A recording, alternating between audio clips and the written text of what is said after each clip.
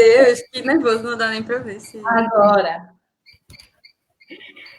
Começamos. Olá, gente, boa tarde.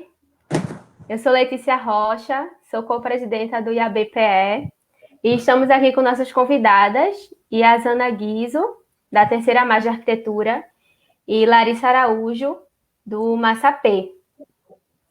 E eu gostaria de agradecer a vocês pelo convite, né, nossas convidadas, para participar desse debate, e a todos vocês que já estão começando aí a nos assistir. E eu gostaria de pedir para a gente fazer uma apresentação, né, brevemente, antes de a gente começar a nossa conversa, para a Yazana primeiramente e posteriormente a Larissa. Tá certo. Boa noite para todo mundo. Obrigado pelo convite e a B pelo grupo. Eu sou Yazana Guizo, sou cofundadora da Terceira Margem Arquitetura e Singularidades e também sou professora da Universidade Federal do Rio de Janeiro, nesse momento, né? E ainda sou autora de um livro chamado Reativar Território, o corpo e o afeto na questão do projeto participativo. Está aqui, eu fiquei de apresentar o livro na introdução, então está aqui o livro, e a gente vai conversar um pouquinho sobre ele no decorrer aí da live com o Massapê, que é uma alegria imensa para a gente estar junto. Me apresento? Eu sou Larissa, do Coletivo Massapê, cofundadora e integrante do Coletivo Massapê. E é isso. Eu vou começar aqui, vou lembrar, né, o título da nossa conversa, que é a Covid-19 e a oportunidade de inventarmos mundos. Né? E o nosso tema de hoje, né, que nós vamos tratar, é debatendo diferentes formas de participação, a necessária metamorfose da prática do arquiteto e urbanista. Então, vou fazer uma primeira provocação para vocês, para a gente dar início à nossa conversa aqui, que a gente está falando muito nesse tempo, né, nessas lives, nesses debates, enfim, a gente está falando muito dessa crise com a pandemia, mas tanto o trabalho da Terceira Margem como do Massapê, antes do coronavírus, já falam de um estado de crise, né? E de uma necessária mudança dos modos de praticar arquitetura e urbanismo.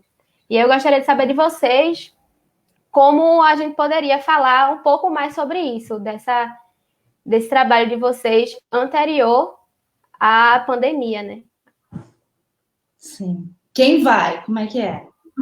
Começa aí, Yazana. Vocês que sabem, quem quer dar início? Bora por ordem alfabética, como é que a gente faz? Bom, eu acho que é isso mesmo. Assim, eu acho que o coronavírus está aí para apenas para sublinhar, para deixar mais evidente uma crise que se instaura no nosso modo de habitar a Terra já faz algum tempo, né?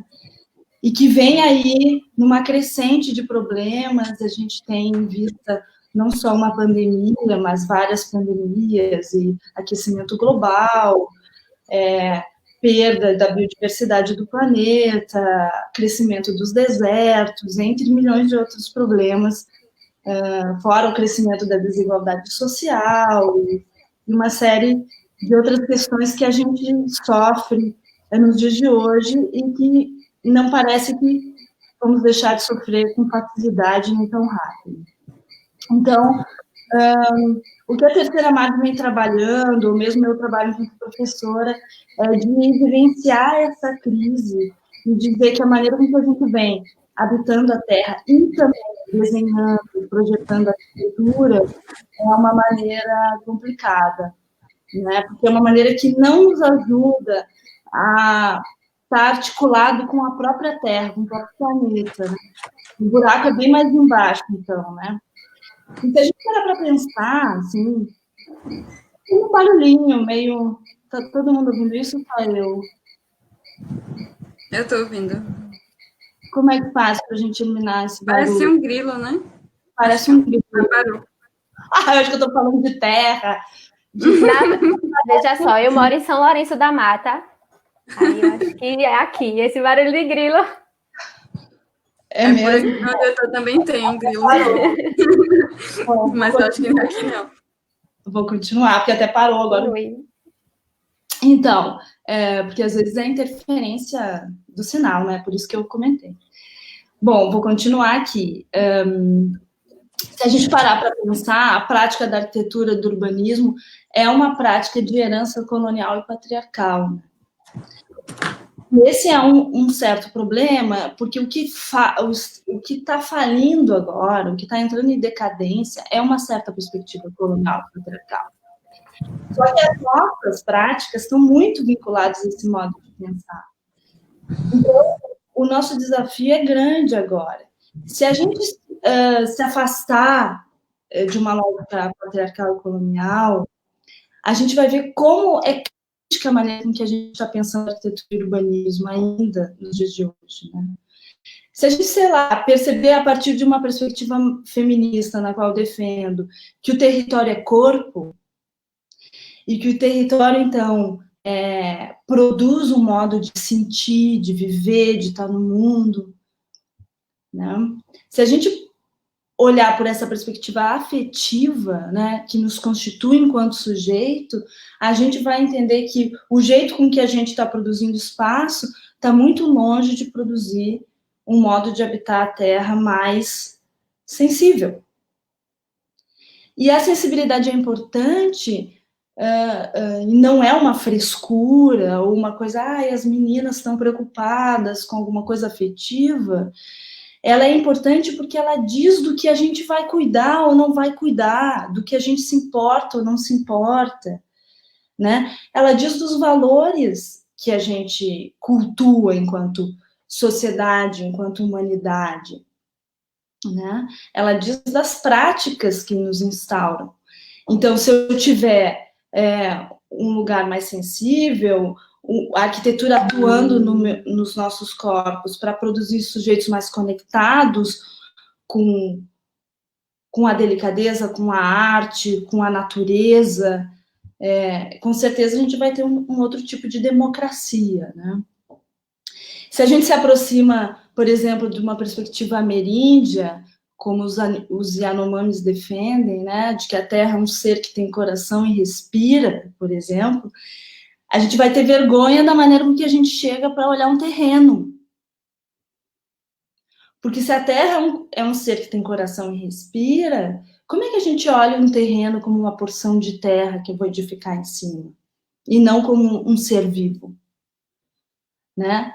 Tem um amigo meu que participou de uma construção com indígenas, e a primeira coisa que eles fizeram, nos Andes isso, e a primeira coisa que eles fizeram foi pedir licença à terra. Então, só para trazer um contraponto para a gente, né? E se eu pensar numa perspectiva, por exemplo, afro-brasileira, eu vou entender que o espaço não é só material, que ele também é espiritual. Como é que a gente lida com essas perspectivas que a gente pode até tolerar, mas que dificilmente a gente leva a sério na hora de projetar? Quem fala isso é Isabelle Stanger. Ela não é uma filósofa belga, ela não fala na perspectiva de projeto, ela fala uma perspectiva geral, mas que eu gosto muito disso, né? A gente pode até tolerar as perspectivas afro-brasileiras, indígenas, feministas, mas na hora de desenhar, de conceber um projeto, não sei se a gente leva isso a sério, né? Pensar que uma árvore é também uma energia e não só um lugar que dá sombra, por exemplo. Uma energia que conecta terra-cosmos.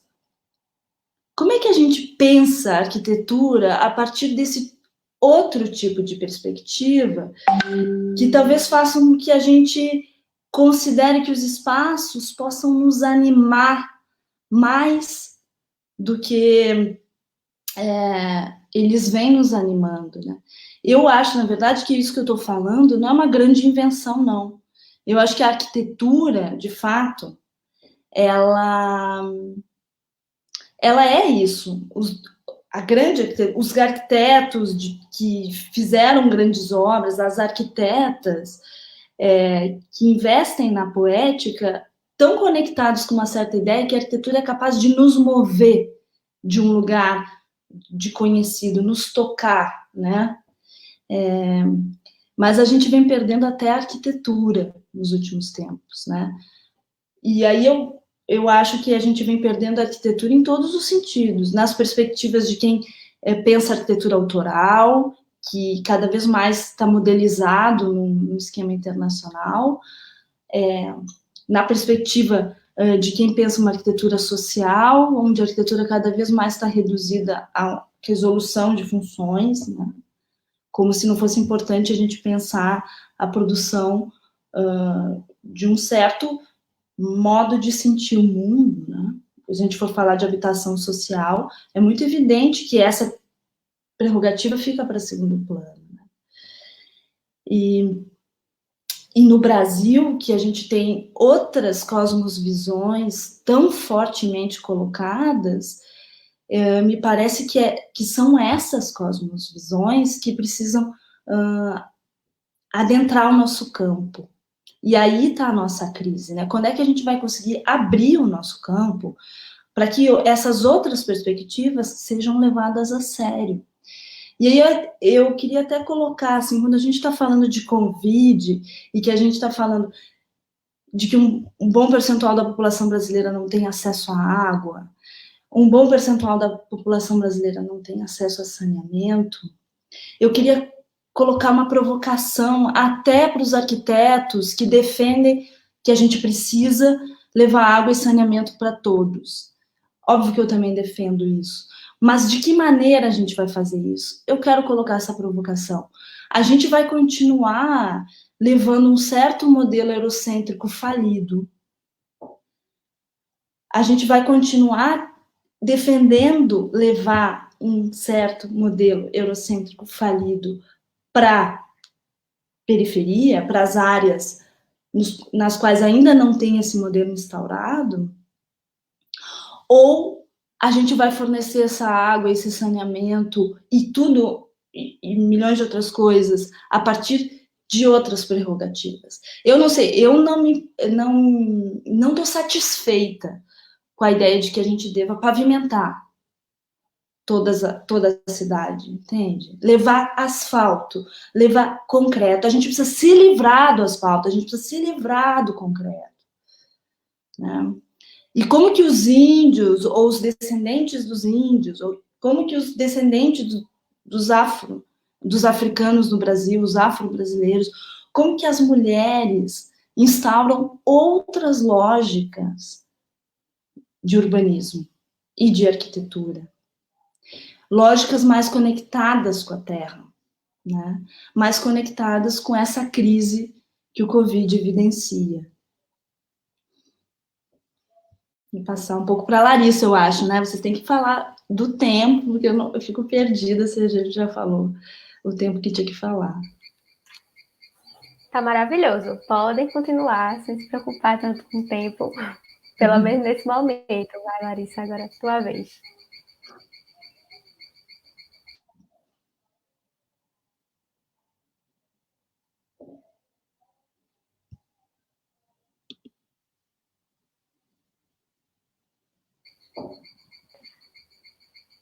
Acho que ela está com o microfone fechado. Desligado. Esqueci de ligar o microfone. Desculpa, enfim, voltando, né? Muito difícil falar depois de uma fala tão profunda, né? Mas, enfim, eu acho que a gente está dentro de uma ótica diferente, né? Inserido no contexto daqui de Recife, enfim, falando pelo Massapê, eu acho que, inclusive, o surgimento de novos grupos como o Massapê, enfim, como outros coletivos e outras pessoas que estão querendo redescobrir uma forma de se relacionar com o mundo, de se relacionar com projetar, com o fazer a cidade, é uma coisa assim que tem surgido, inclusive, naturalmente. E eu acredito que é diante de tudo isso que Iazana falou, assim, eu acho que a gente sente isso inconscientemente, né? Então, a gente, assim, no Massapê, por exemplo, a gente surge num ambiente de universidade, num ambiente que a gente aprende frequentemente o modelo de países centrais, a gente começa estudando com muito mais frequência arquitetos de países centrais desenvolvidos, enfim, e aí a gente é sugado por esse tipo de informação, e, enfim, e o Massapé a gente a gente parou e fez, por que a gente não, o que a gente está aprendendo nessa universidade, e, enfim, o que a gente está fazendo com esse conhecimento, e como é que a gente pode ampliar esse conhecimento, né? E aí, enfim, em paralelo a isso, a gente começou, assim, a gente vem de um curso, assim, de 2013, 2014, 2015, assim, todo mundo do Coletivo Massapê, que é no contexto da cidade do Recife que todo mundo, não todo mundo, mas muitas pessoas estão questionando como é que a gente se relaciona com uma cidade, como é que a cidade está sendo produzida, né? Enfim, tipo, a gente tem o exemplo mais clássico disso, que é o movimento Ocupa Estelita, que, enfim, apesar de não ter obtido sucesso no que se queria, demonstrou que as pessoas, que muita gente estava tendo uma nova preocupação com a cidade, né? Como é que a gente está planejando essa cidade, como é que a gente está lidando com a paisagem da nossa cidade, como é que a gente está lidando com a nossa cultura, e como é que essas novas construções elas vão refletir na sociedade e na nossa relação com...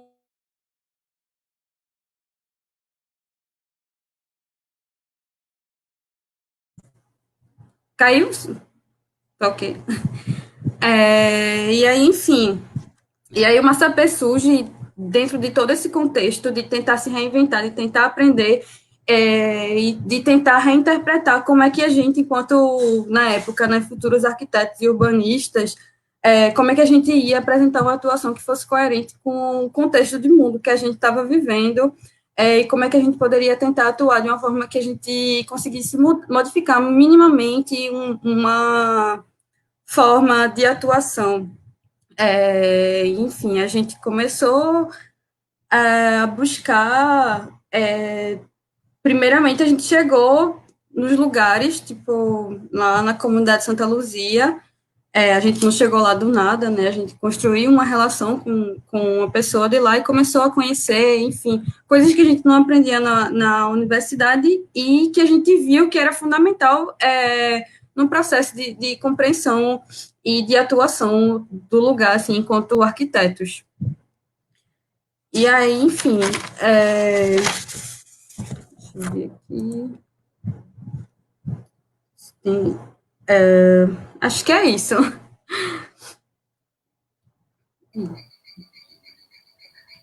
Bom, vocês apostam, né, vocês falaram um pouco do que a atuação, né, a área de atuação de vocês, e eu percebo que vocês apostam muito na participação e na colaboração dos habitantes nos projetos, como uma saída possível, né, para essa crise que vocês falam que vem diante da pandemia, né, outra crise.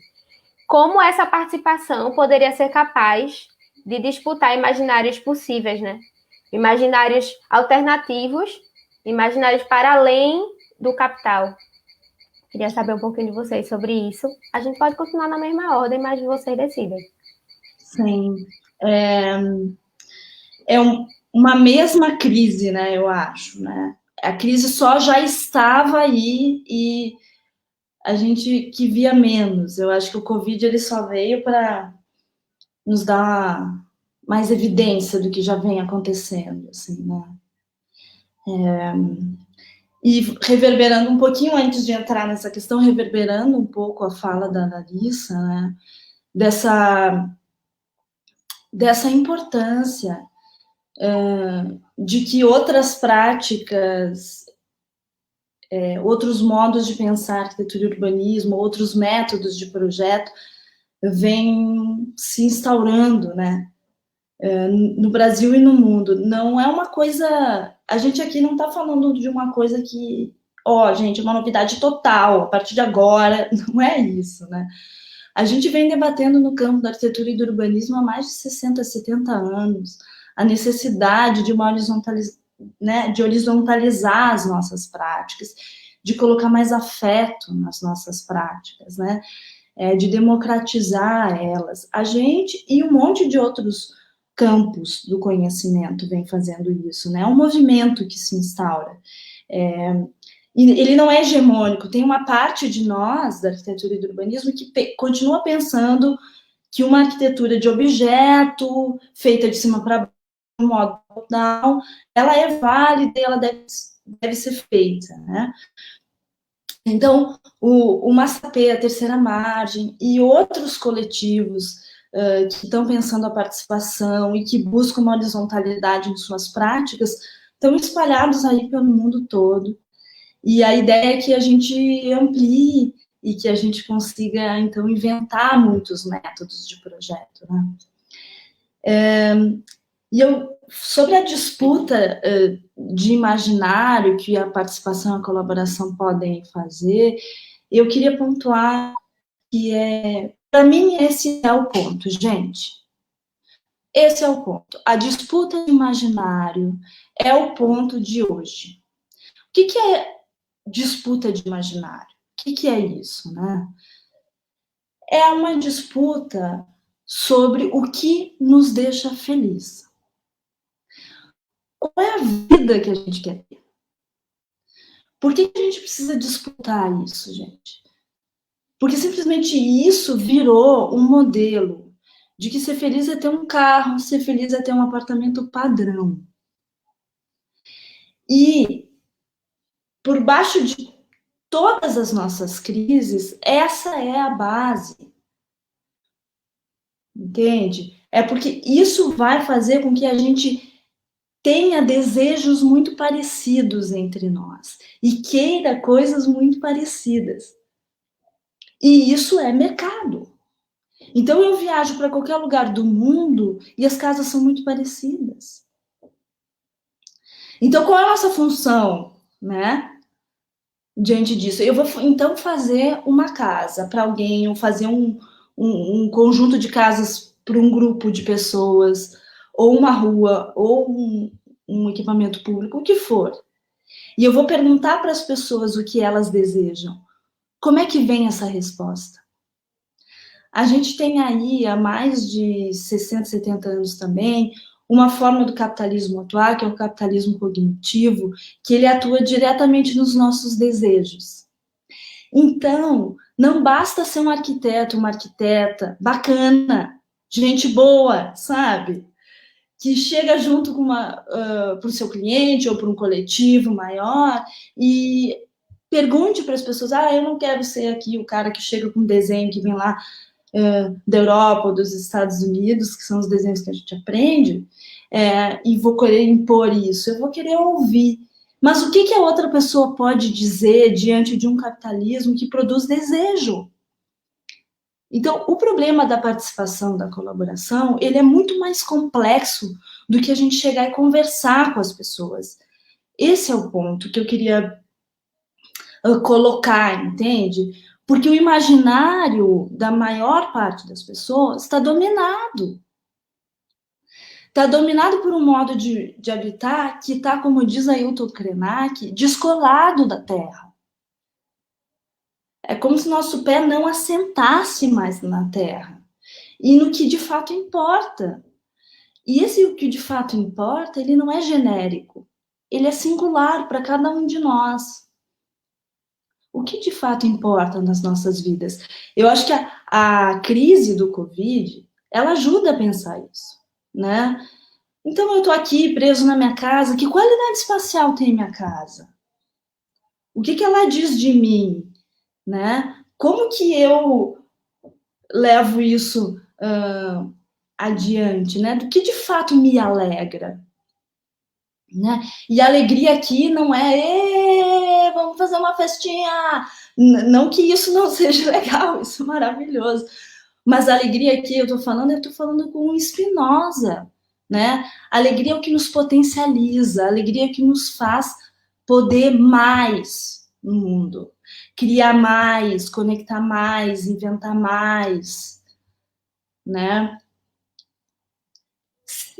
A nossa própria subjetividade, nosso próprio ser se desdobrar em vários outros seres, né? a possibilidade de movimentar a si mesmo. Movimentar aqui não é ir daqui até ali, movimentar aqui é se tornar outro, né? E é aí que mora a tal da felicidade. E se tornar outro, para mim, é uma situação, se tornar outro para Larissa é uma situação, para Letícia é outra, e assim vai. Então, qual é esse nosso caminho? Isso é disputa de imaginário com o capital. Isso é disputa de imaginário com o modelo padrão que está também dentro das nossas casas, que está também dentro de praticamente quase tudo que a gente faz, né? Então, de que adianta a gente edificar esses modelos? Esse é o ponto. A gente talvez precise entender que a arquitetura tem uma potência muito grande. A arquitetura é aquele negócio que a gente bola de uma ideia de futuro que tem a ver com um espaço, que tem uma poética, que tem um discurso e que ele pode ser compartilhado com o coletivo. Olha que bacana, porque a arquitetura produz imagens a priori do edifício. Então, imagina que a gente é um coletivo, a gente pensa coisas para um futuro, a gente inventa um imaginário próprio e não pega o pronto, certo? Como é que a gente compartilha entre a gente esse imaginário? O arquiteto pode ser um agente disso. Olha, gente, seria isso aqui? Essa imagem, ela pode, mais ou menos, ser o imaginário que a gente está precisando? E aí eu queria, inclusive, falar com os arquitetos na qual eu me filio, que são os arquitetos que têm uma filiação com o social. Assim.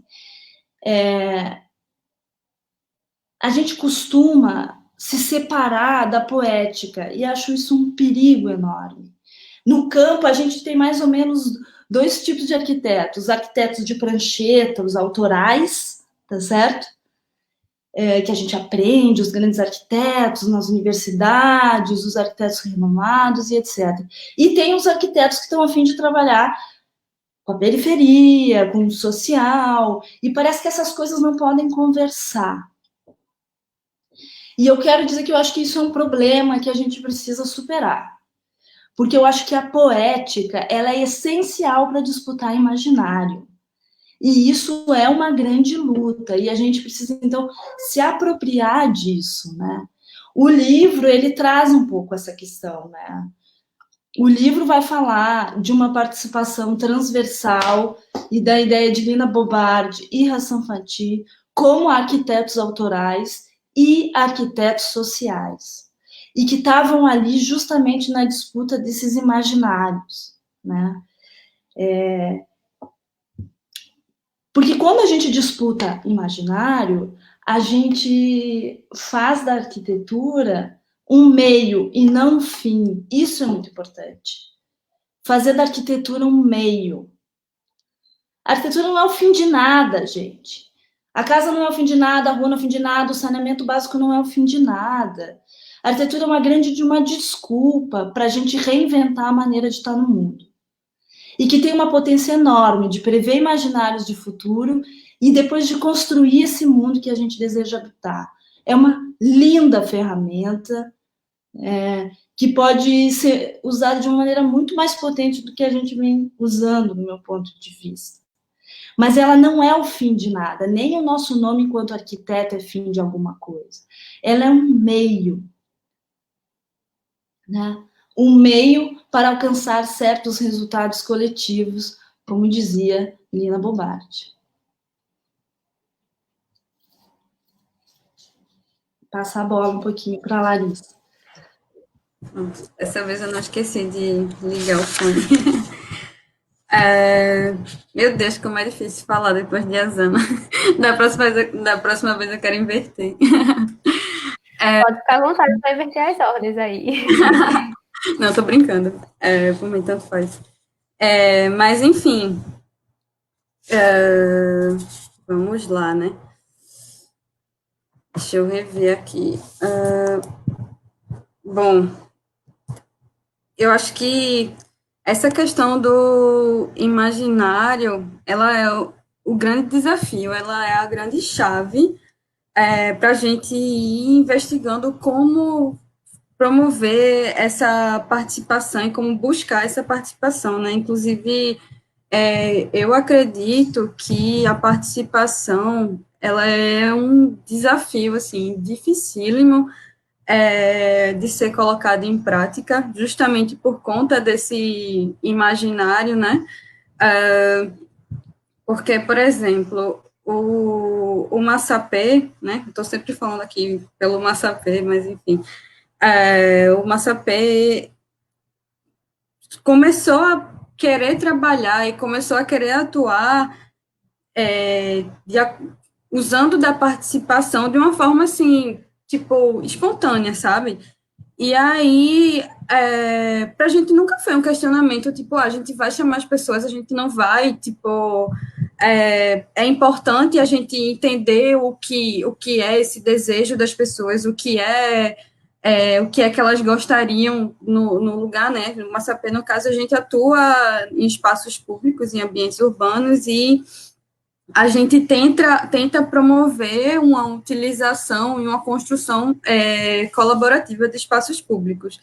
Então, a partir disso, né, desde que a gente começou, a gente vem tentando se descobrir, né, enquanto profissionais, né, como é que a gente tenta, como é que a gente vai entender o que, que as pessoas gostariam para esse espaço, como é que elas se relacionam com esse espaço, como é que a gente vai intervir no ambiente de uma forma que a gente entenda tanto o ponto de vista social como o ponto de vista ambiental, que é que aquele espaço se dispõe, né, a oferecer, enfim, diante de diversas outras propriedades, enfim, da história, culturais, enfim, que relaciona com o social. E aí, quando a gente entra na questão da participação, do contato com as pessoas, essa parte, essa questão do imaginário, de conseguir extrair realmente, assim, uma demanda que não seja algo tão genérico, né, tipo, a gente trabalha muito com criança, a gente trabalha, na maior parte das vezes, os nossos trabalhos foram em comunidades mais vulneráveis, então, enfim, que não contavam com saneamento básico, enfim, e não contavam com espaços públicos, né? Com tantos espaços públicos de qualidade, e era por isso que a gente estava lá. E, enfim, a gente chega também, muito, falando assim da dificuldade agora, né, da gente enquanto arquiteto, a gente precisa também se despir do que a gente traz, né, do que a gente carrega em toda a universidade. Na universidade, como eu tinha dito, a gente aprende uma visão eurocêntrica do desenvolvimento urbano, uma visão eurocêntrica de como construir a cidade. A cidade ela é historicamente construída a partir de uma visão higienista, né? Tipo, Recife, por exemplo, no século XX, no começo do século XX, várias pessoas foram removidas de áreas centrais e empurradas para o subúrbio, enfim, em nome do desenvolvimento, da higienização, enfim, etc. E aí, ao longo desse tempo, a gente vem absorvendo essa forma de construir a cidade, e não é só a gente, são as pessoas também, são os habitantes, não é só a gente que sabe construir. Boa parte das construções são feitas por pessoas leigas. E aí, entender qual é essa demanda, de uma forma que a gente consiga colocar em prática a participação é um desafio que ele carece de uma transformação constante da gente enquanto arquitetos e urbanistas, né? Porque a gente precisa se inserir de uma forma muito intensa, né? No ambiente, na cultura do lugar, nas formas tradicionais de construir. Eu acho engraçado isso de tentar se reconectar com a terra, né? Voltando para, por exemplo, quando a gente surgiu, a gente tinha uma ideia muito forte, assim, de vamos tentar entender o que é a bioconstrução, como é que a gente constrói com a terra, como é que a gente consegue construir com o que é daqui, com o que a gente consegue ter com facilidade, o que pode ser o tradicional, e, enfim, a gente tinha essa sede de aprendizado que surgiu muito naturalmente, e eu acredito muito que vem diretamente de todo esse problema que vinha já ocorrendo nas nossas cidades antes da pandemia, né? Enfim, eu não sei se eu estou falando, se está todo mundo me entendendo, mas as cidades da gente, elas são excludentes, elas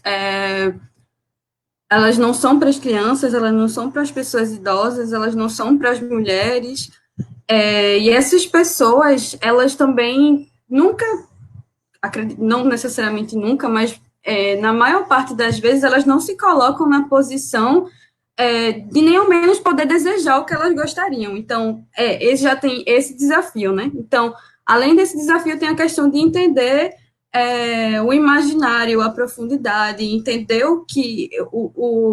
a real demanda para além do que é construído, enfim, na sociedade, diante de todo um processo capitalista de consumo, enfim, de diversas informações que a gente vem consumindo ao longo do nosso desenvolvimento enquanto seres sociais, né? Mas não sei nem se eu fugi da pergunta de Letícia, mas, enfim, peraí, deixa eu ler de novo aqui a pergunta. Tá ótimo. E aí, enfim, né? Tipo, se a gente aposta na participação, para mim, como eu falei no começo, né? Essa é a única saída para a gente construir ambientes mais saudáveis, seja na arquitetura, seja no urbanismo, a participação é fundamental.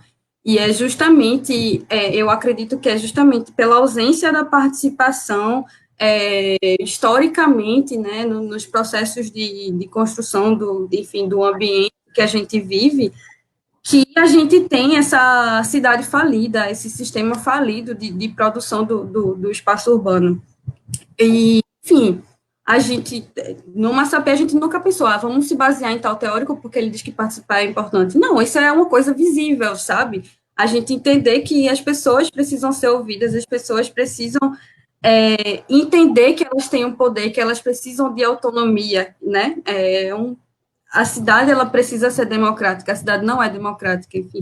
A gente não tem democracia, né, atualmente. Se a Zana quiser falar mais, acho que tem algumas perguntinhas aqui para a Iazana. Não, eu te ouvindo, assim, me deu vontade de dizer, participar é fazer parte, né? Tomar parte, fazer parte, né? E quando você estava falando da construção com terra, Se sentir dentro do corpo, né? Fazer parte de um corpo, né? De um conjunto. Isso. Um corpo que ressoa com os outros corpos, né? Que não está sozinho, que se constitui na relação com o outro. Então, é muito diferente da ideia de um indivíduo, né? A ideia da singularidade, ela é um corpo que se apropria e está em relação com o outro. Porque o que nos move é o outro, né? E o outro não é só outra pessoa, né? Outro é tudo, um livro, é um rio. Tô vendo que Soraya Jorge aqui no Movimento Autêntico está na live e faz a pergunta: o que nos move, né?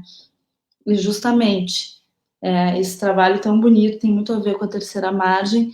É um trabalho que vai fazer essa pergunta: o que nos move, né?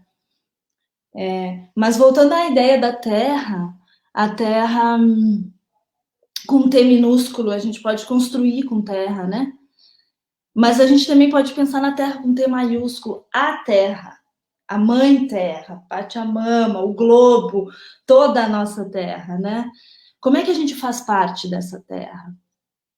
E aí a gente pode habitar com as estrelas, com o rio, né? E é uma maneira indígena de pensar o mundo. Afro-brasileira também, por exemplo. Né? Ou das mulheres europeias que morreram nas fogueiras, né? Que entendiam-se como se você não desconecta desse grande organismo que é a Terra, que é vivo e que tem muitos habitantes não humanos que nos movem, né? Então a gente faz parte dessa Terra. Como é que a gente desenha pensando que a nossa casa é a Terra? É uma pergunta que a gente precisa se fazer. Eu vou fazer mais uma provocação aqui, e é a minha última provocação para vocês. E eu reforço que, como Soraya, se eu não me engano, quem quiser fazer mais perguntas, como já tem, eu estou tomando nota aqui, eu vou fazer no final. É só colocar aqui que eu estou anotando. Bom, é a provocação, né, para vocês, a última. Pensando nas cidades, no Covid e no pós-pandemia, como essa maior evidência da crise pode se tornar uma oportunidade, né? Ela seria capaz de provocar reais metamorfoses na nossa própria produção da arquitetura e do urbanismo. Então, como se daria uma aplicação de outras ferramentas, métodos e cosmosensações? Quer que eu vá, Larissa? Quer ir primeiro? Então, vamos lá. Pode ir. Vamos continuar na ordem. Ótimo. Carlos Eduardo Cordeiro, estou vendo sua pergunta aqui e eu acho que agora a gente vai responder. Agora, se eu não responder o suficiente, você me fala. Então, né? Como é que a gente faz, de alguma maneira, para operacionalizar tudo isso, né? Bom, a Terceira Margem, ela inventou um método para fazer isso, que não é um método único, verdadeiro, no sentido de ser agora todo mundo deva fazer da mesma maneira, entende? Como um software, né? Agora tudo é X software, né? Mas é um modo de pensar o projeto que leva em conta essas coisas e que não se pretende como um modelo.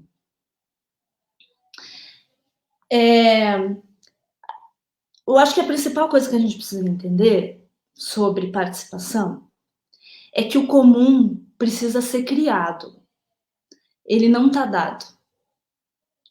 Ou seja, nós não somos coletivos porque nascemos coletivos. Não é isso.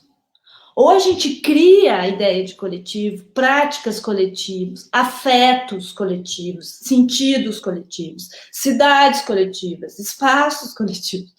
Ou a gente não será coletivo. Isso é muito importante de a gente poder entender, né? Então, quando eu faço, por exemplo, uma coisa que eu acho que pode ser comum, né? A gente, arquiteto, desenhando na prancheta, pensa um espaço. Vou desenhar uma cozinha coletiva para todo mundo cozinhar junto, estar junto. Mas não é assim. As pessoas, elas não simplesmente não vão ser coletivas e cozinhar coletivo porque a gente resolveu fazer uma cozinha coletiva na prancheta, né?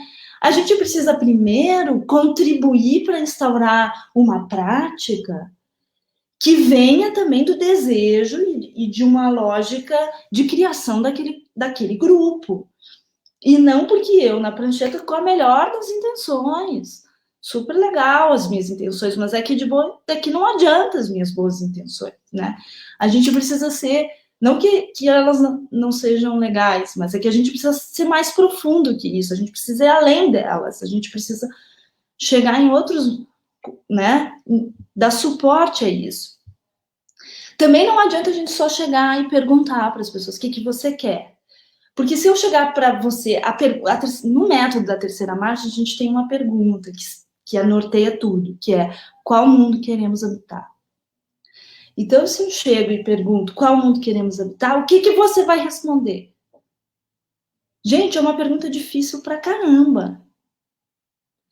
A princípio, se eu estou pensando em espaço, a pessoa responde: eu gosto de 2 quartos, eu preciso de 2 quartos e gosto de parede verde. Eu sempre precisei. Mas eu vou fazer a pergunta: qual mundo queremos habitar? 2 quartos e parede verde. Não pode ser a resposta. A resposta ela é muito mais complexa do que isso. A resposta é muito mais profunda. E a arquitetura e o urbanismo falam dessa resposta. Esse é o nosso problema. Não é 2 quartos parede verde o nosso problema. O nosso problema é qual mundo queremos habitar.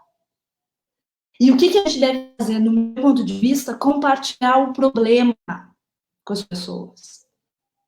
A Lina Bobardi fala disso quando ela estava em torno da revista A, ainda na Itália, um pouco antes de chegar no Brasil, e ela fala disso, e eu até separei.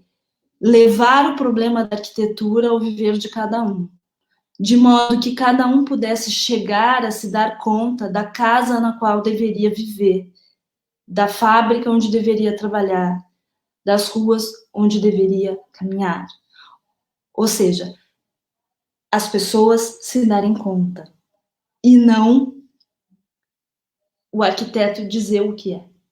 As pessoas criarem o seu mundo, e não a gente criar eles sozinhos, porque a gente cria também. E eu defendo o projeto de prancheta do arquiteto.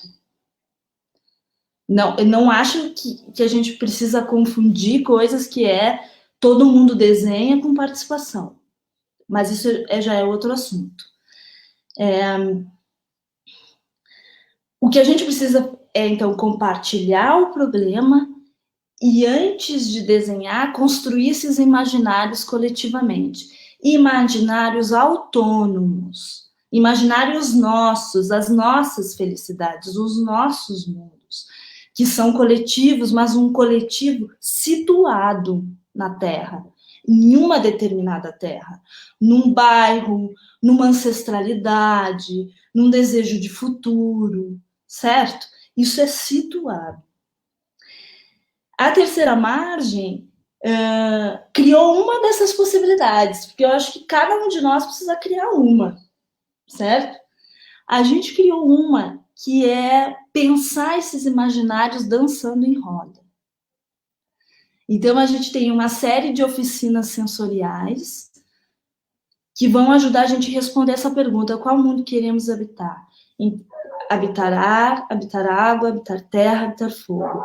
A gente vai fazer exercícios imaginativos, corporais, de memórias, de desejos, para buscar em nós mesmos a nossa relação com a terra. Porque nós somos filhos da terra, todos nós, sem exceção. A gente está voando, como diz Ailton Krenak, mas em algum momento da nossa experiência a gente já colocou o pé no chão. Como é que a gente lembra essa experiência e lembra essa experiência que nos alegra? Bom, é com ela que eu vou seguir. Quando a gente cria esse imaginário a partir de nós mesmos e nos ressitua, aí a gente pode pensar em desenhar esse espaço.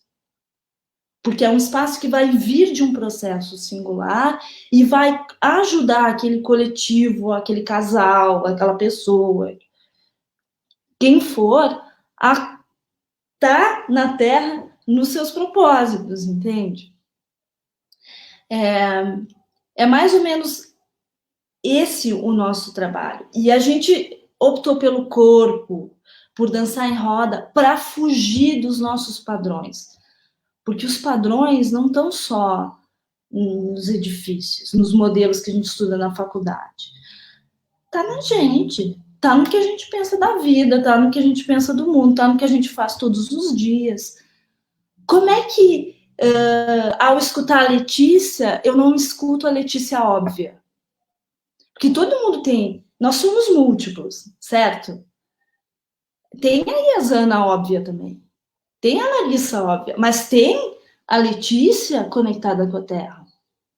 Tem a Larissa que sonha e movimenta e é uma explosão de alegria.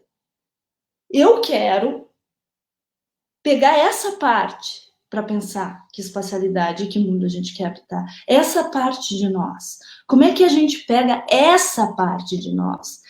Porque eu posso ir para uma reunião absolutamente estressado, cansado, Eu vou chegar nessa reunião participativa e vou falar o óbvio, que eu já falei 70 mil vezes de mim. Não é isso que a gente está precisando. A gente está precisando ajudar que as pessoas falem exatamente o ponto no qual a gente vai se tornar mais forte coletivamente, porque se cada um de nós está no seu propósito, alinhado, forte, feliz, alegre, a gente vai ter uma outra sociedade. E eu estou falando aqui de novo com Spinoza. Quem fala isso nos termos filosóficos em alto grau de consistência é Spinoza, né? Não estou inventando roda aqui. Então, quando a gente está em roda, né, e começa a sentir o corpo, né, e começa a sentir que a terra vibra na gente, e que é tão simples recuperar uma alegria, a gente começa a pensar o mundo que a gente quer habitar. Essa é a nossa aposta, assim. Com que parte da gente a gente vai conversar sobre qual mundo a gente quer habitar. Qual é a parte de nós? É um pouco essa qualidade que a terceira margem busca com o seu método. E é provocativo também, é ousado, porque parece estranho que a gente possa pensar com o corpo em roda. Mas é uma provocação nossa, inclusive as nossas etapas são magia, cura e carne do método, né? Por quê? Porque são termos nos quais o campo não está habituado. O campo da arquitetura e do urbanismo, sobretudo o campo, a parte do campo mais técnica, a parte do campo mais patriarcal, não parece que está estranho escutar isso como método de projeto de arquitetura. Mas é também uma inspiração a Stanger que a gente vai afirmar isso mesmo. A gente quer provocar esse abalar no campo, assim, né? Dá para a gente fazer arquitetura com afeto? Tá. A gente defende que isso é um caminho das mulheres. Porque não adianta também só nós, mulheres, ocupar 80% das cadeiras de uma universidade há anos e a gente representar a maioria das profissionais e etc e tal, e lutar por espaço como a gente vem lutando, e que maravilha que a gente vem fazendo isso, mas é que só isso não adianta, porque não adianta só a gente ocupar os espaços que os homens ocupavam. A gente precisa transformar os espaços que os homens ocupavam. E aqui eu falo mulheres, não só quem nasce no gênero feminino. Quem se defende numa certa perspectiva que sai do modelo colonial e patriarcal. E aí independe de gênero. Né? Por isso que a gente se coloca como feminista e não como feminina, no sentido de gênero. Certo? Então qualquer homem pode ser feminista nesse sentido. Então a ideia aí é a gente recriar os modos, os métodos de desenho. Porque senão a gente vai acontecer o quê? E já encerrando, passando a palavra para a Larissa. A gente vai ocupar os espaços e vai reproduzir o jeito colonial e patriarcal, porque é o jeito que a gente aprendeu. É o jeito hegemônico do campo e de quase tudo que a gente vive, na verdade. Então, como que a gente repensa esses métodos coloniais e patriarcais? Repensa enxergar um terreno como uma porção de terra sem vida. Repensa que as árvores que estão no terreno talvez sejam conexões terra-cosmos. Como é que a gente repensa a água das cidades? Se eu pensar que a água é uma entidade sagrada, que o rio é uma... Ao invés de... Se eu pensar que o rio é um ser divino, eu não vou botar um monte de esgoto nesse rio e cobrir ele, que é o que a gente faz nas cidades. enche de lixo e esgoto uma entidade divina. Porque se eu estiver olhando numa perspectiva ameríndia, um rio é divino. Né? Eu vou passar a bola, depois a gente volta. Ai, ai. Voltando aqui um pouco para a pergunta, né? A cidade pós-pandemia. E aí, usando a participação como ferramenta disso, e de situar as possibilidades, de tentar entender, né, juntamente, de forma colaborativa, é um passo importantíssimo.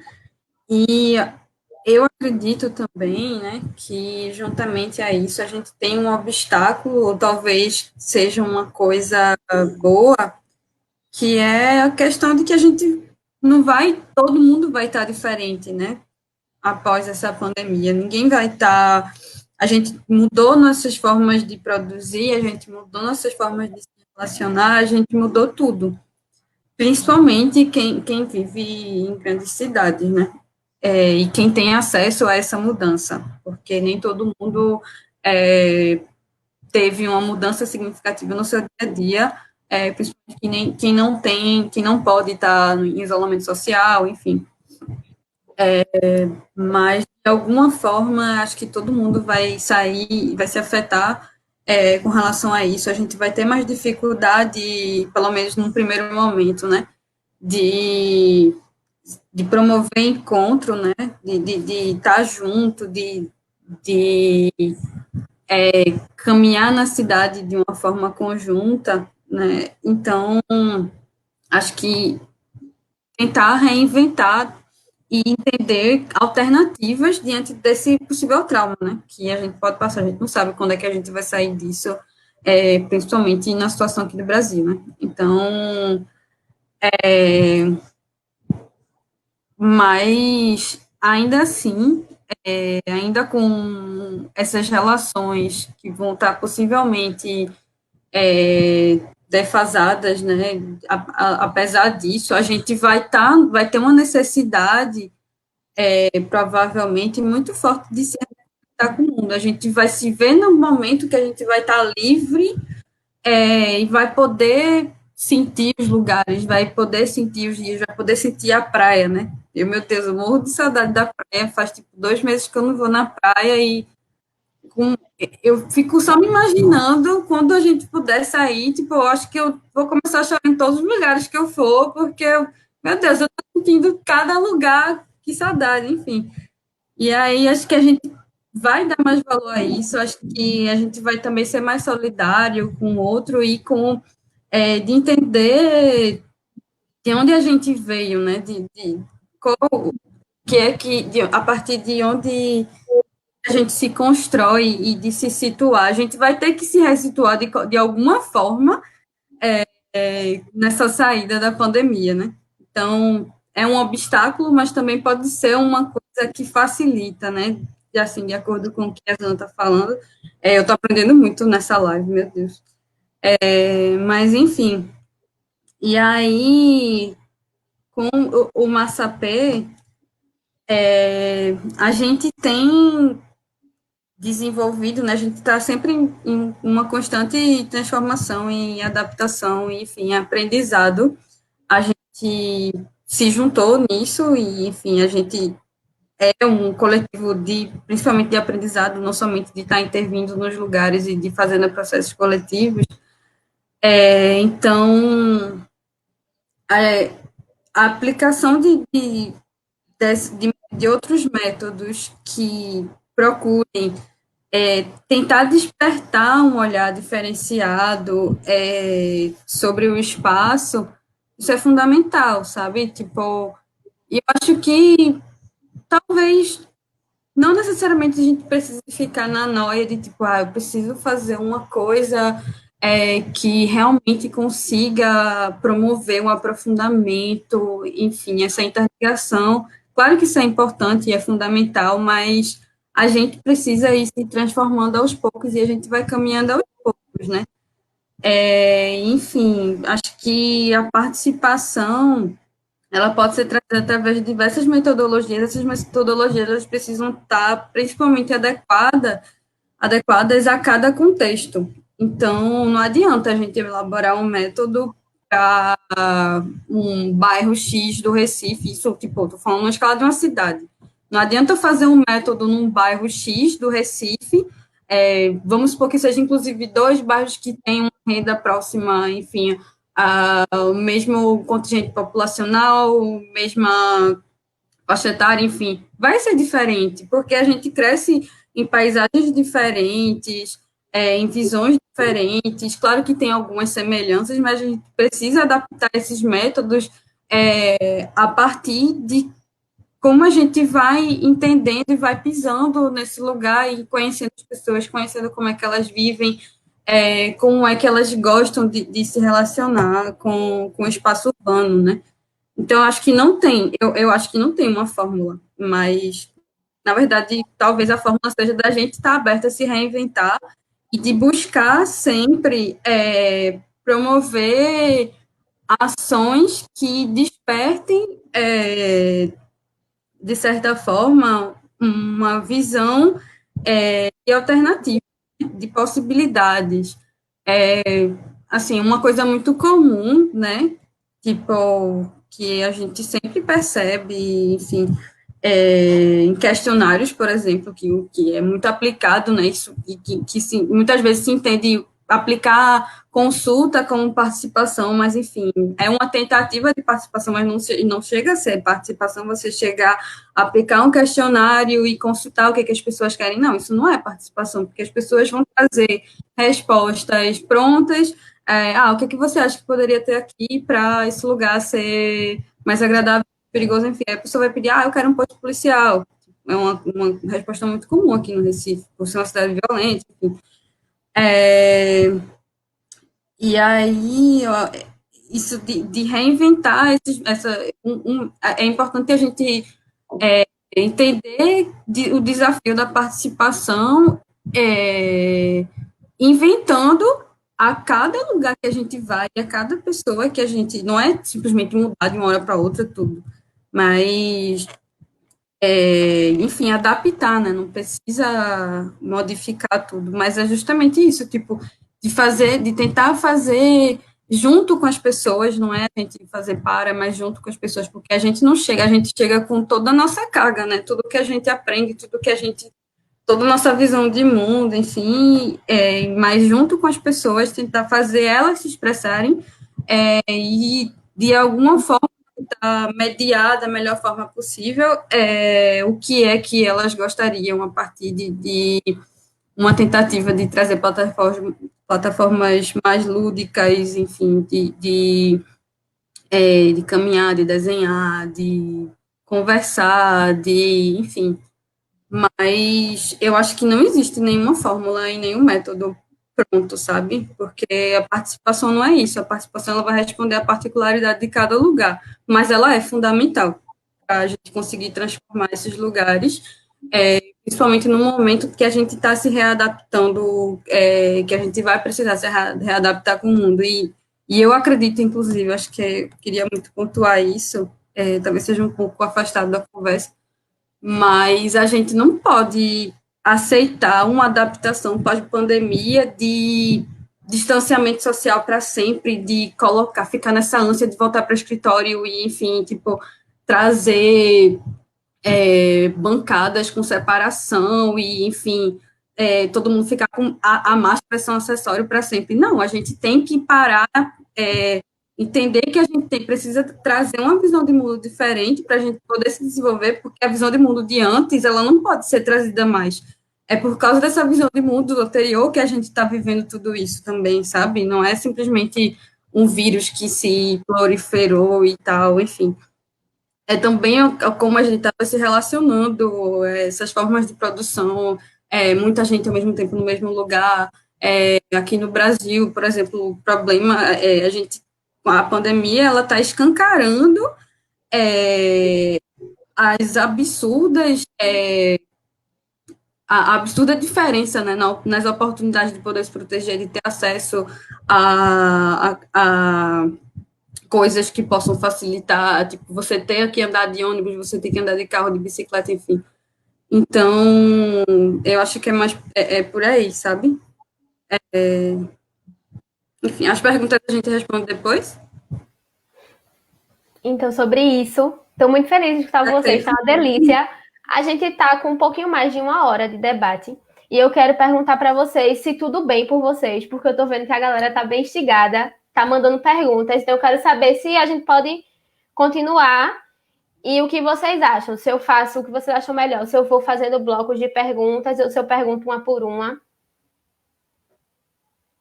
Eu vou fazendo uma por uma e o que der para juntar, se for sobre o mesmo temática, eu junto. Vou fazer primeiramente duas, que eu acho que elas se complementam de certa forma. E vocês já responderam um pouco delas, assim, durante a fala de vocês, mas eu vou fazer essas perguntas para se vocês quiserem fazer algo mais direcionado. Tem a de Flávia Palhares Machado. Ela fala assim: sendo o imaginário colonizado, como podemos realizar uma escuta capaz de resgatar e valorizar outras possibilidades de imaginário? E Érica Santos, que fala direcionada para a Larissa, mas eu faço aqui para as duas também. Você poderia falar um pouco dos métodos usados com a população para que haja o entendimento do espaço social e a responsabilidade sobre o uso dele? Deixar essas duas aí para vocês. Eu vou? Então, tendo esse imaginário colonizado, né? Esse é um exercício, assim, não tá pronto, né?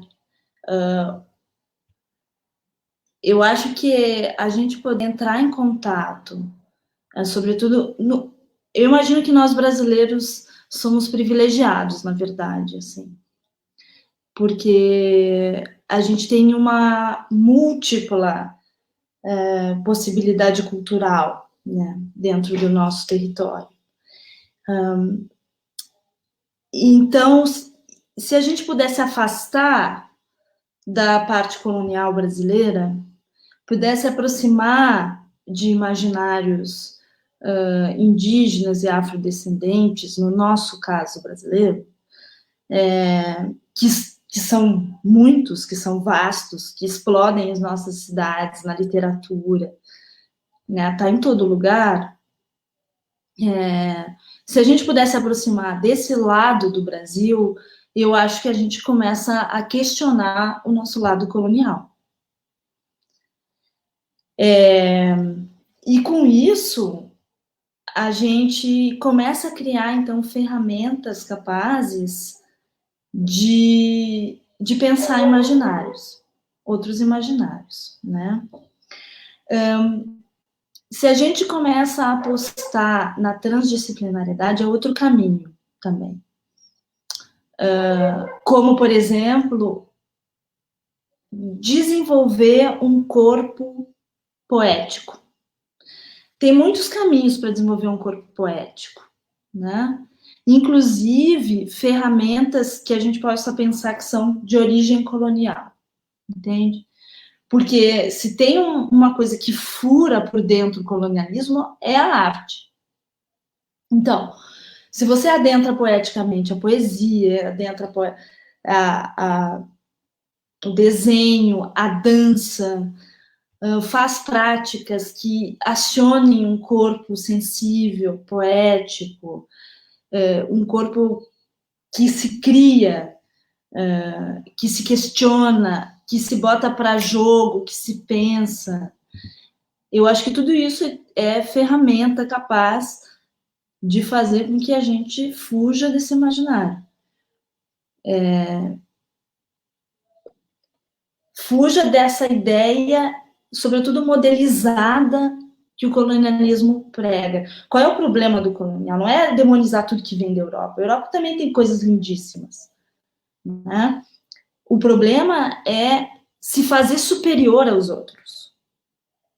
O problema é fazer disso um instrumento de poder sobre os outros, e acumulação de dinheiro, e tudo que é e extermínio do outro, que esse é o sistema colonial patriarcal, né?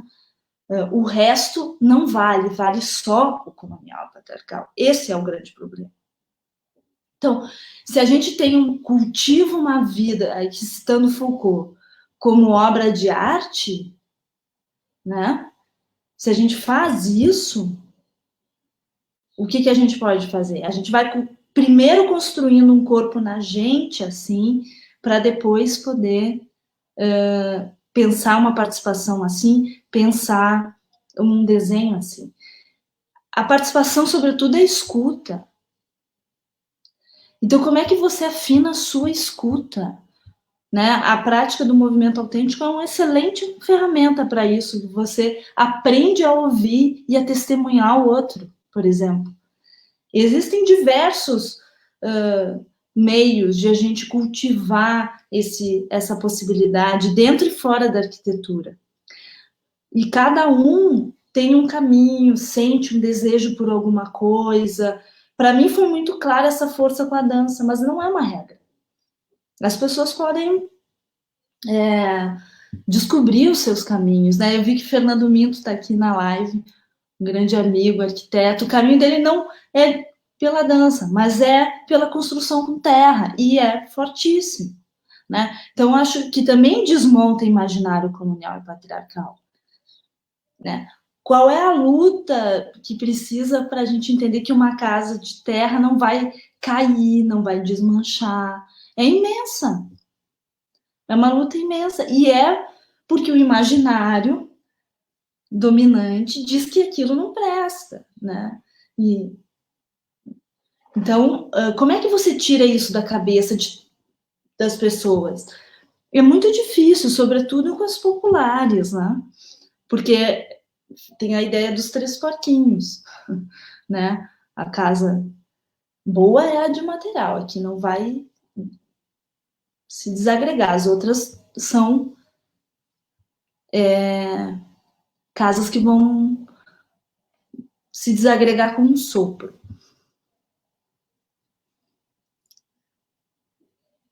Que mais? Qual era? Vai um pouco você, Larissa, eu vou ver qual era a outra pergunta e volto. Deixa eu achar aqui a pergunta. Vocês querem que eu lembre? Direto.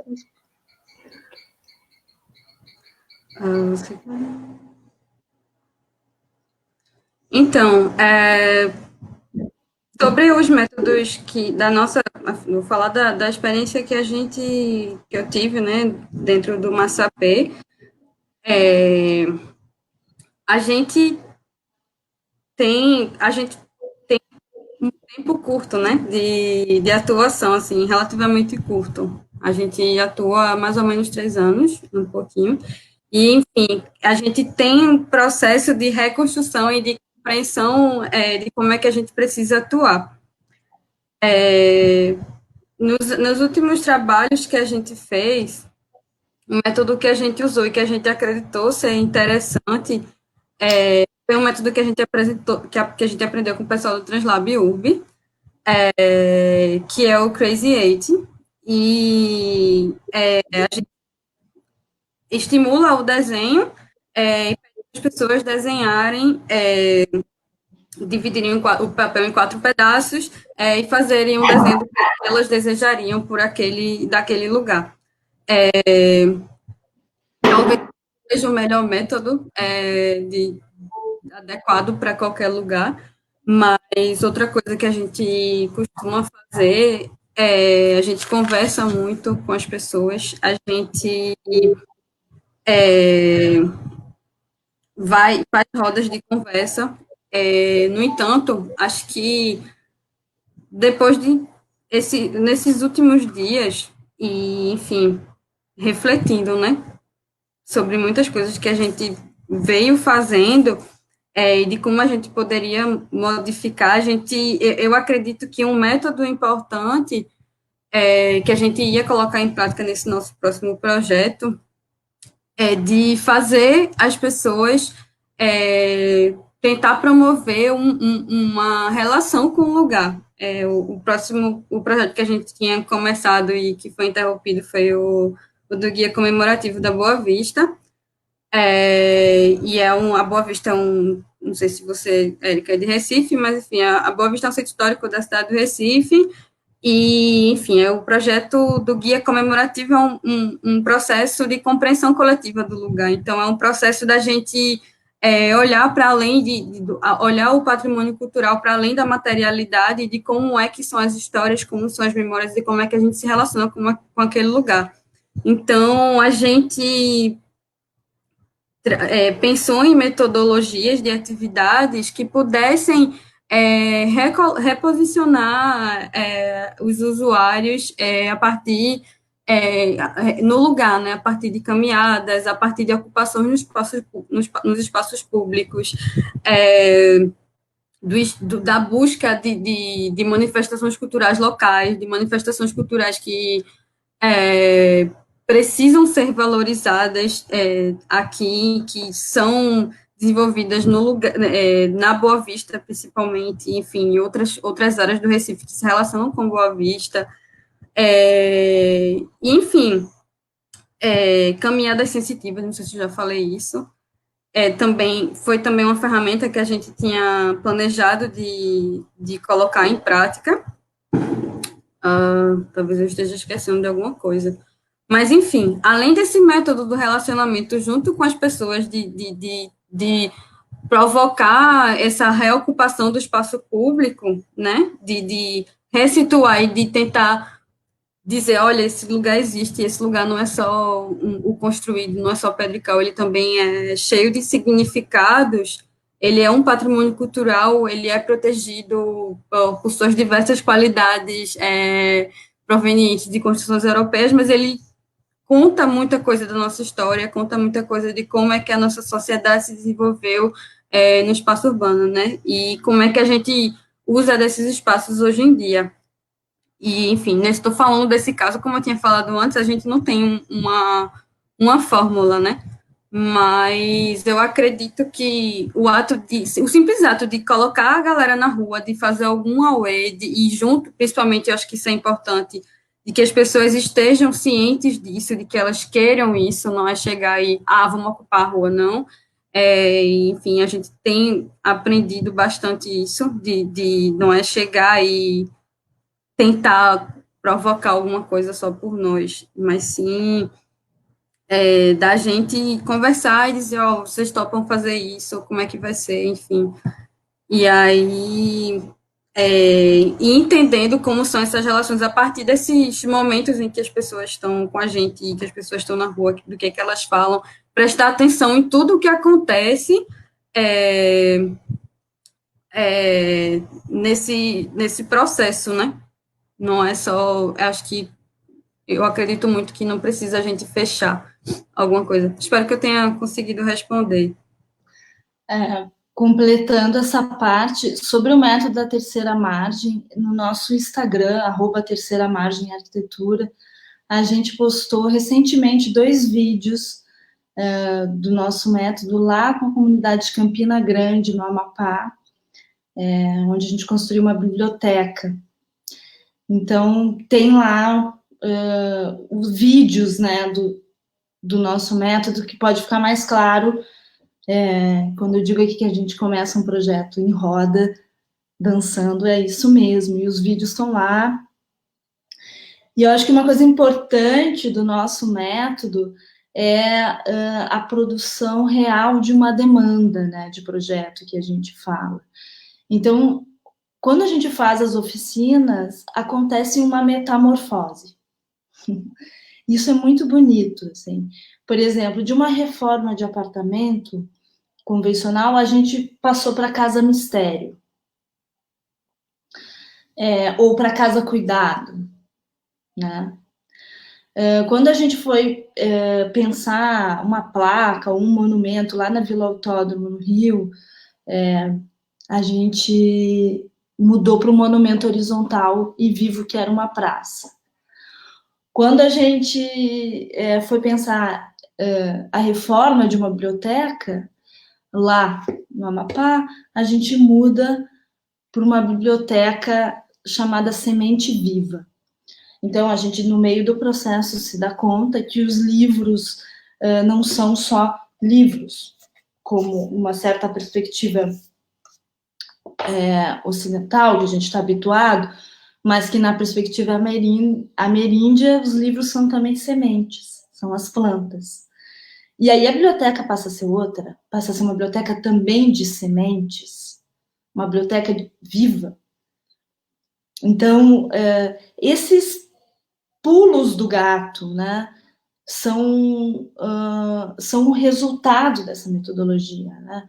Começa com uma demanda, um pedido, uma inquietação, uma coisa que a gente precisa, e aí, de repente, isso ganha um modo de habitar a Terra. Então, para quem quiser conhecer mais, ver umas imagens, dá uma olhadinha. O último capítulo do livro também está explicando o método da terceira margem, os 3 princípios que a gente atua. E o livro está aí, ó. Alguém pediu o nome do livro, chama Reativar Territórios, o Corpo e o Afeto na Questão do Projeto Participativo. Está disponível na Nau Cultural, com link aqui. Aliás, é uma loja incrível, vale a pena todo mundo conhecer. Vou seguir aqui, então, com as perguntas, tá?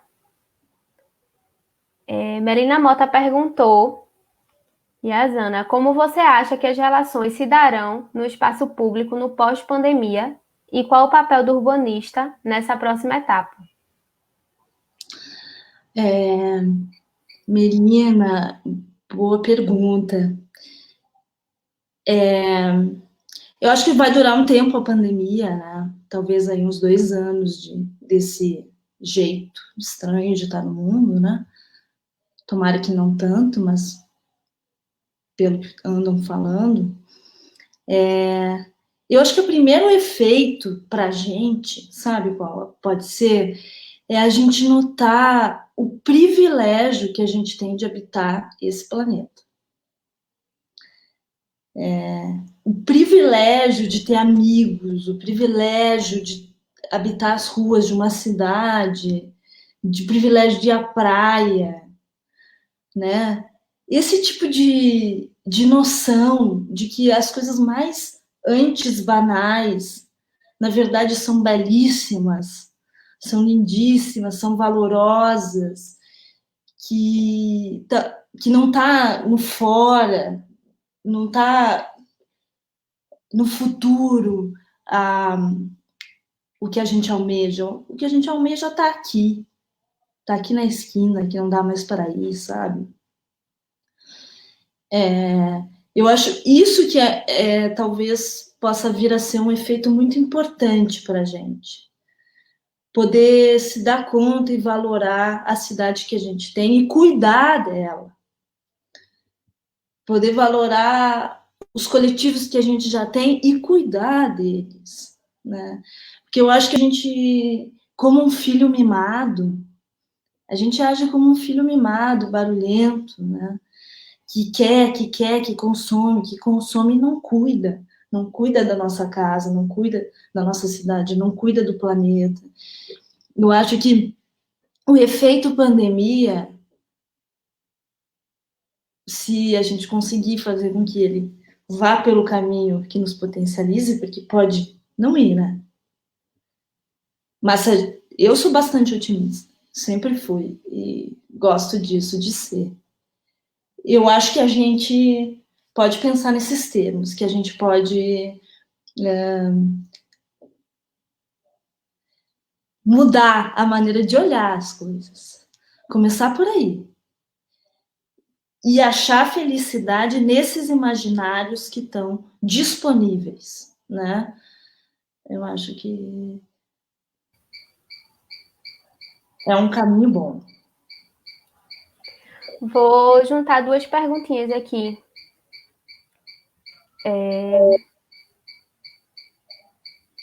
Lucas Isidoro perguntou, Yazana, a partir do entendimento dos diferentes corpos que habitam as cidades, como você vê o conceito de heterotopias, como forma de entender as cidades contemporâneas?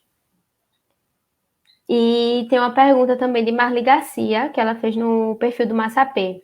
Para quebrar o paradigma da pavimentação asfáltica, o que pode ser feito?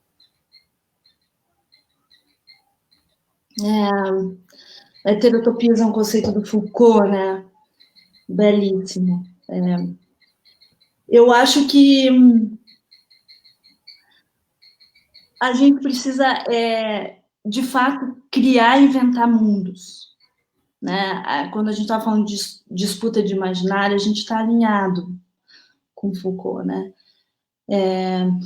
Com esse conceito dele. Como o Ailton Krenak também vem falando nesse último livro dele, que já não é mais o último, na verdade, mas Ideias para Adiar o Fim do Mundo, que ele vai falar que a gente consegue adiar o mundo contando mais uma história. Mas para contar a história, a gente precisa viver a história. E para viver a história, precisa ter experiência no mundo, ter corpo no mundo, ter sensação no mundo. Né? Então, o que me parece que a gente precisa fazer é, de fato, criar outros mundos possíveis, utopias realizáveis. Né? Mas por que a utopia... você vai dizer, Yazana, você está maluca, a utopia é um conceito que não realiza. Mas é justamente isso que a gente precisa pensar. A gente precisa, de fato, repensar o mundo, sonhar e criar esse outro mundo, só que a partir de uma experiência, a partir de uma situação, a partir de um corpo, a partir de um território, a partir de uma ancestralidade. Não é inventar um mundo do nada, entendeu? Ou um mundo que é importado de um outro lugar, que eu vou vir aqui e vou, botar de modelo. É inventar um mundo a partir do mais potente desse mundo que está aí, que existe, certo? Mas é preciso inventar. Por que é preciso inventar? Porque está ruim. Está ruim, esse mundo está ruim. O jeito que a coisa está andando, o jeito que nós, humanidade, estamos nos posicionando, porque o problema é nosso. Porque não é problemática as outras espécies, os rios, o infinito de vida que existe no planeta que não é humano. Não se tornou problemático isso. Quem está se tornando problemático somos nós, humanos. Né? Dentro de um equilíbrio sistêmico que é a Terra. Então, a gente vai precisar transformar. É dado que a gente precisa transformar a nossa maneira de se relacionar. Por isso, as utopias realizáveis desse futuro são urgentes, né? E Foucault vai na mosca ali. Qual era a outra pergunta? Do asfalto, né? Eu sinceramente acho que não existe uma resposta geral que eu possa dizer. Cada situação vai dizer, né? O que ela precisa. Mas se a gente for entrar na brincadeira, não sei, a gente podia ter piso cerâmico, né? Podia ter piso de pedra, pode ter caminho de terra para deixar marca, pode ter tanta coisa, pode ser um caminho, né? Que não o asfalto, a gente pode se deslocar menos também. Em alguns lugares ter asfaltos, mas não em todos os lugares, não sem parar asfaltos, não pavimentar o mundo inteiro, não ocupar todas as áreas. Como que a gente começa a plantar nas cidades? É um pouco a inversão que a gente precisa fazer. Como é que a gente pode andar de bicicleta? Então, estragar menos os asfaltos, então poder recuperar eles menos. Enfim, são tantas as possibilidades, né? São muitas as possibilidades. E completando um pouquinho, eu acho que isso serve para tudo, assim, sabe? Da gente tentar pousar no lugar e não e com as intervenções e não chegar e fazer algo arrasador, essa coisa do arquiteto estrela, né? Acho que serve tanto na pavimentação de ruas, enfim, no tratamento, né, das ruas, como na intervenção em um edifício antigo, na construção de um edifício novo, da gente tentar modificar o mínimo possível aquela paisagem, aquele contexto, né? Desde que seja coerente com o lugar, com os desejos, enfim, o que é necessário realmente para um melhor desenvolvimento, uma melhor qualidade de vida e uma melhor relação desse edifício das pessoas com o lugar.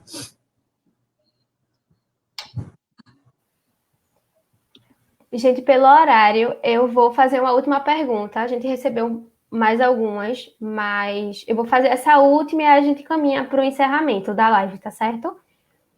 E aí, o que vocês quiserem falar após essa pergunta, vocês falem. Se quiser falar mais um pouco sobre o livro, teve uma pessoa que perguntou se tinha o e-book. Aí tu esclarece, Viciazana.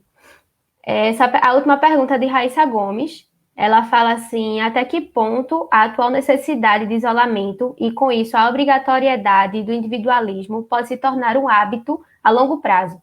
Compras online, lives em casa, escolas online, etc. E mexer exatamente nesse nosso imaginário. Como isso pode afetar a vitalidade e os espaços de convivência urbanos?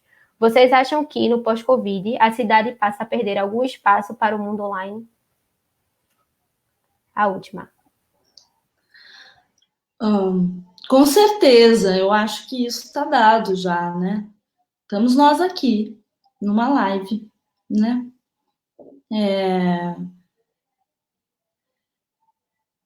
Talvez a gente possa perceber que os encontros possam ser mais potentes, então, já que eles serão mais raros do que antes da pandemia, né? Porque também a gente tinha muito encontro que não nos movia, que nos deixava no mesmo lugar. Isso também é uma verdade. Que qualidade a gente tinha desses encontros, né? Então, já que a gente vai se encontrar menos ao vivo, e eu acho que o ao vivo ele é insubstituível em alguns casos. Ao vivo tem cheiro, tem energia, tem muito mais imprevisto, né? Que faz muita diferença, eu acho. Mas algumas coisas a gente consegue fazer via internet que talvez não fossem tão necessárias que fossem ao vivo mesmo. Eu apostaria nisso, assim, diante disso, apostaria nessa possibilidade de qualificar os encontros que vão seguir acontecendo após aí inventarem essa vacina, que eu acho que é quando a gente vai conseguir de fato estabilizar uma vida mais livre como a gente tinha antes, né?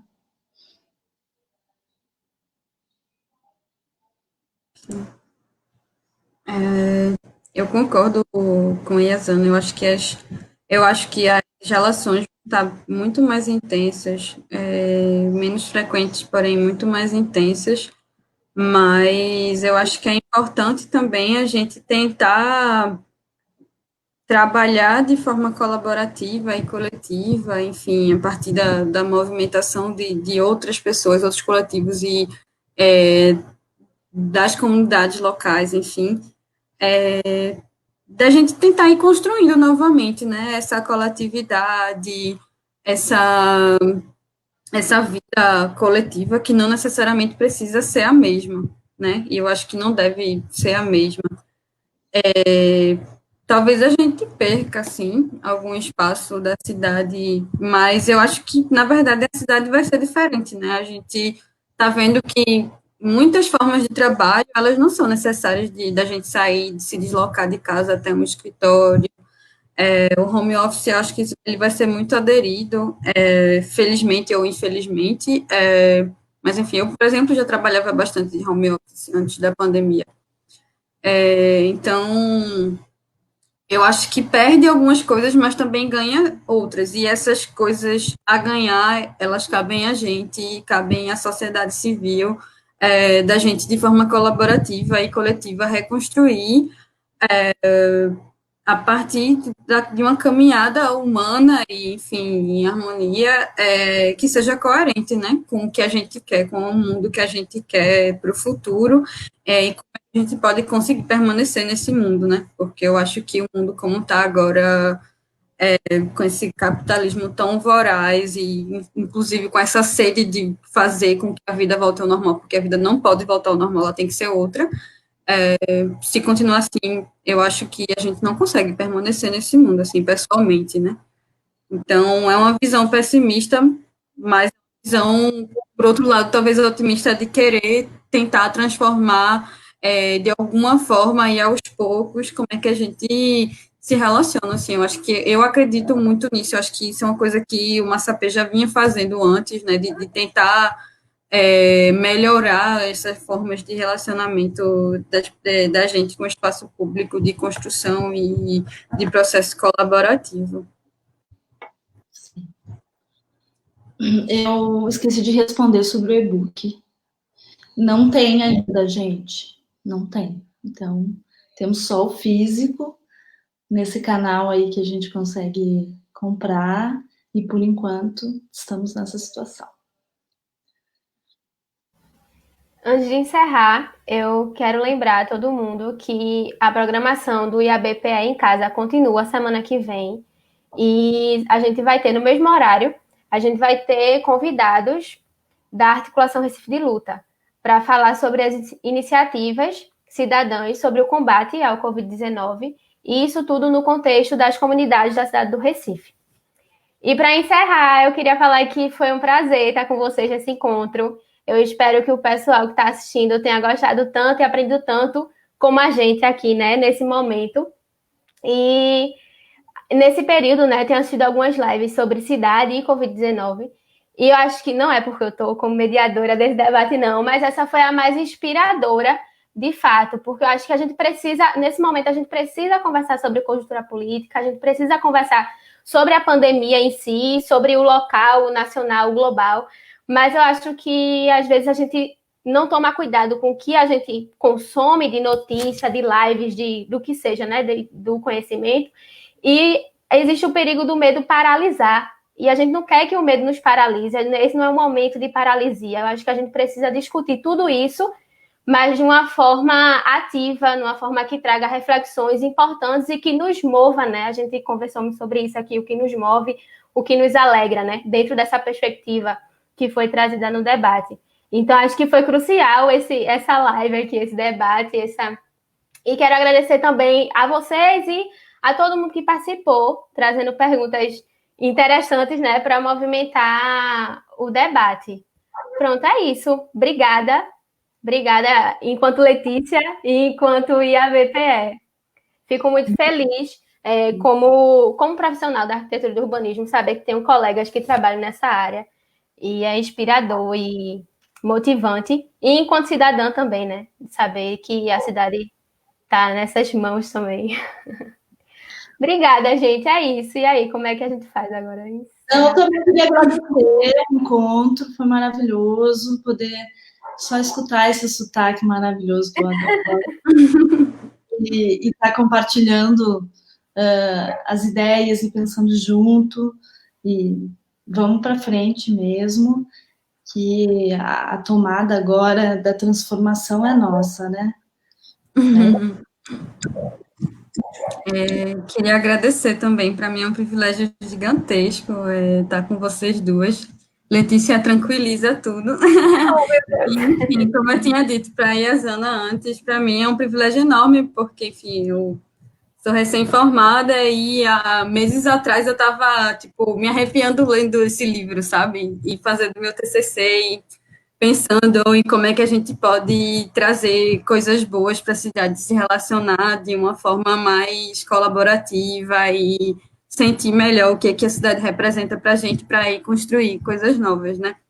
Enfim, aprendi bastante e obrigada a todo mundo. Espero ter conseguido ser clara para quem está assistindo a gente. Enfim, valeu e boa noite. E assistam a próxima live, que a galera é massa. Foi massa. Tchau, gente. Cheiro. Tchau. Tchau. Tchau.